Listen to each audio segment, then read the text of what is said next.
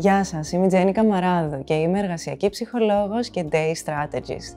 Ο όρος Day έχει ενσωματωθεί ως βασική στρατηγική προτεραιότητα στις περισσότερες επιχειρήσεις του εξωτερικού. Day σημαίνει Diversity, Equity and Inclusion. Ο όρος Diversity παραπέμπει στην αξία της διαφορετικότητας μέσα σε μία ομάδα. Ο όρος Equity αναφέρεται στο ότι όλα τα μέλη μιας ομάδας πρέπει να αισθάνονται ότι έχουν ίσες ευκαιρίες και όμοια αντιμετώπιση. Ο όρος Inclusion σημαίνει ότι η επιχείρηση έχει μια ισχυρή ομαδική ταυτότητα και φιλοσοφία ένταξης και συμμετοχής όλων των εργαζομένων.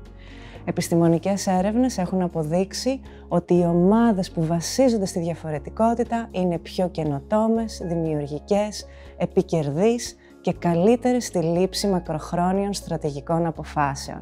Με άλλα λόγια, είναι πιο έξυπνες. Αν θέλετε να μάθετε περισσότερα σε σχέση με το πώς να δημιουργήσετε μία πετυχημένη στρατηγική Day, κλείστε ένα δωρεάν ραντεβού γνωριμίας μαζί μου ή επισκεφτείτε την ιστοσελίδα μου jennykamaradu.com.